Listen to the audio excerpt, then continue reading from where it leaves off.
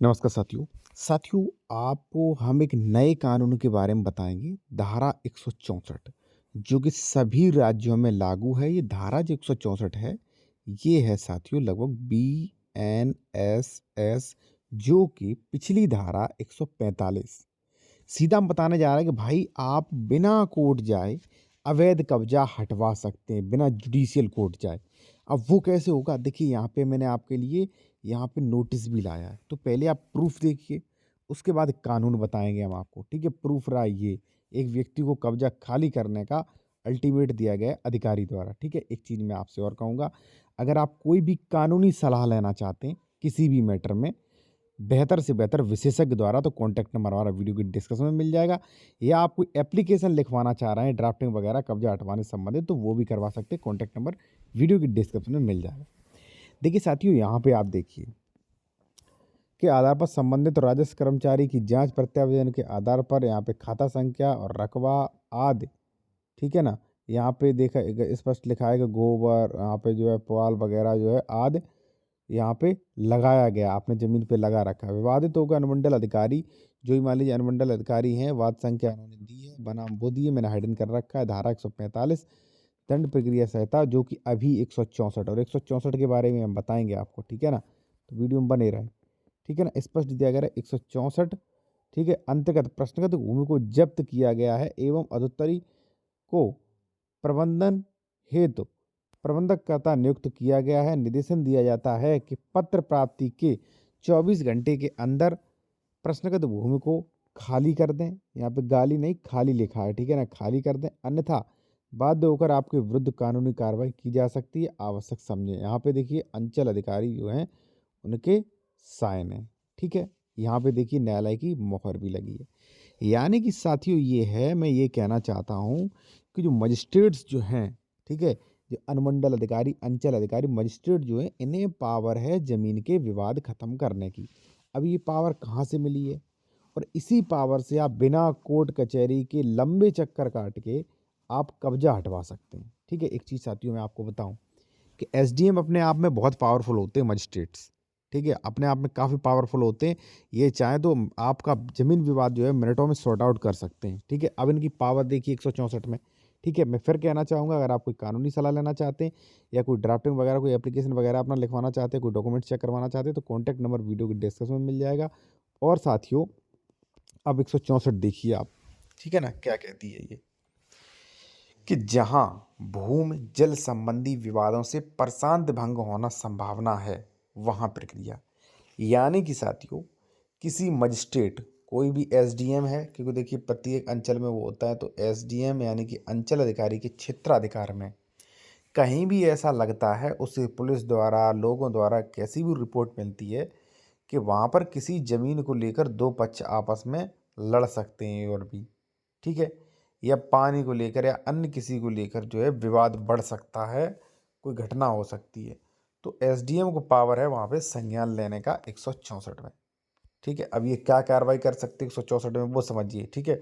और देखिए मैं एक चीज़ और बता दूँ आपको, अगर आप चाहते हो कि आपको तुरंत कमेंट्स में रिप्लाई मिले, जो वीडियो की कमेंट्स में और उसको रिप्लाई मिल जाए, नए कानूनी अपडेट्स स्पेशल वीडियो मिले, तो आप इस चैनल को ज्वाइन कर सकते हैं। ओनली 59 रुपये में 1 मंथ के लिए। हज़ारों लोगों ने ज्वाइन कर रखा है। इससे क्या होगा, जैसे मान लीजिए कोई चीज़ समझ में नहीं आ रही, तो आप वीडियोज़ में कमेंट करेंगे तो उसका जवाब मिल जाएगा आपको, ठीक है? और भी मान लीजिए आपको प्रीमियम वीडियोज़ मिलते रहेंगे, ठीक है? अब देखिए यहाँ पे वही दिया गया है 164 क्या कह रहा है कि जब भी, देखिए वो ये, जब भी किसी कार्यपालक मजिस्ट्रेट को पुलिस अधिकारी या अन्य सूचना पर, या पुलिस अधिकारी दे सकता है या कोई अन्य व्यक्ति दे सकता है, ये समाधान हो जाता है कि उसकी स्थानीय अधिकारिकता के भीतर किसी भूमि या जल संबंध या उनकी सीमाओं से संबंधित ऐसा विवाद विद्यमान है जो प्रशांति भंग होना संभव है। यानी कि जहाँ पे लड़ाई दंगा हो सकता है, बलवा हो सकता है, प्रशांति भंग हो सकती है, तब वह अपना ऐसा समाधान होने के आधारों को कथन करते हुए ऐसे विवाद से संबंधित पक्षकारों को अपेक्षा करते हुए लिखित आदेश देगा। जैसा कि मैंने अभी दिखाया, लिखित आदेश देगा कि वे निर्दिष्ट तारीख और समय पर अपना स्वयं अधिवक्ता या न्यायालय द्वारा उपस्थित हों। यानी कि वो देगा कि भाई दोनों पक्ष जो आप लड़ रहे हो, दोनों अपने डॉक्यूमेंट्स वगैरह अपने लेके आइए और हमारे यहाँ पे हाजिर होइए, ठीक है? वो बुलाएगा दोनों को। और वास्तविक कब्जे के तथ्य अपने अपने बारे में दावा लिखकर जो है प्रस्तुत करें कि भाई वो अपना अपना कथन जो है वो दें। ठीक है। इस प्रक्रिया के प्रयोजन के लिए भूमि जल पद एवं भवन बाजार इसमें जो है सभी कुछ आ जाता है। ठीक है ना। और दोनों को जो है वो आदेश दे सकता है कि भाई आए, और वहाँ पे क्या करेगा, जिसका वास्तविक कब्जा था, ध्यान रहे, जिसका वास्तविक कब्जा था उसको अपना वास्तविक कब्जा दिलवाएगा। ठीक है। और अगर मान लीजिए कहीं पर 165 धारा ये कहती है कि अगर मान लीजिए कहीं पर ऐसा भी कंडीशन हो सकती है कि एसडीएम को यही पता ना चल पाए कि कब्जा ए का था कि बी का था, तो ऐसी कंडीशन है वो संपत्ति कुर्क भी कर सकता है कि न वहाँ पे ए जाएगा न वहाँ पे बी जाएगा, कोई भी नहीं जाएगा। 165 में संपत्ति कुर्क भी कर सकता है, जरूरी थोड़ी नहीं।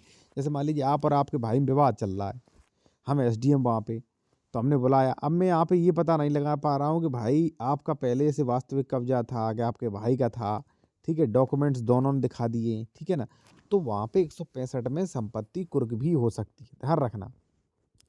तो एसडीएम को पावर है अवैध कब्जा हटवाने की, अवैध कब्जा संबंधी विवाद की। ठीक है। अब मैं आपको सीधी सरल भाषा में समझाऊं कि आप अपने जमीन संबंधी विवाद कैसे खत्म करें बिना कोर्ट जाए, प्रशासनिक मदद से, मजिस्ट्रेट्स की मदद से कर सकते हैं। कैसे करें चलिए वो जान लीजिए, और कानूनी सलाह के लिए कॉन्टैक्ट नंबर वीडियो के डिस्क्रिप्शन में मिलेगा।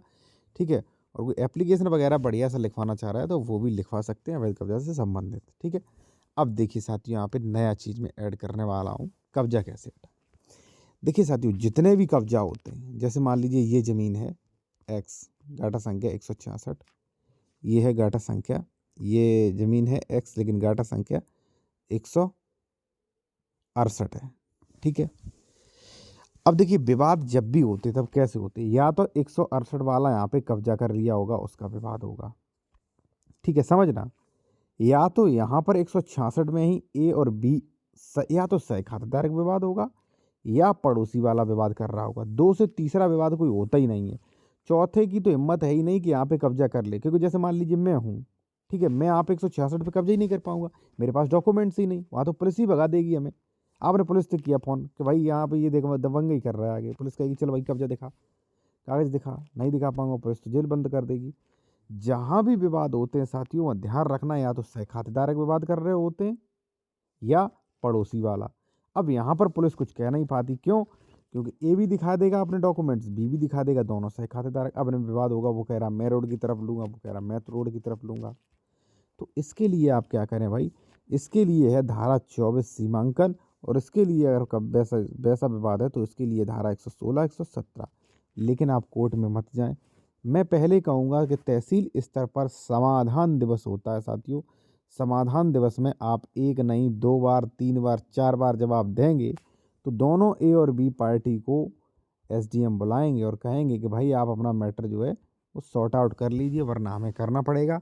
ठीक है। तो सबसे पहले प्रक्रिया मेरी समझ से जो है, मेरे विशेषज्ञ की राय ये है कि आप प्रशासनिक जो समाधान दिवस होता है वहाँ समाधान ले जाके, वहाँ पे फ्री में समाधान मिलता है भाई। और डायरेक्ट ऐसे बहुत ज़्यादा पछड़े में पड़ोगे, कोर्ट कचहरी के चक्कर काटोगे सालों साल। ठीक है। तो इसी के साथ हम वीडियो कर रहे हैं ख़त्म। और अगर आप चाहते हैं तो ओनली 59 रुपये में इस चैनल की मेंबरशिप ले सकते हैं, ज्वाइन कर सकते हैं इसको। इसमें आपको कमेंट्स के तुरंत रिप्लाई मिलेंगे, जो वीडियोस पे कमेंट्स करेंगे उसके बारे में। ठीक है। धन्यवाद साथियों।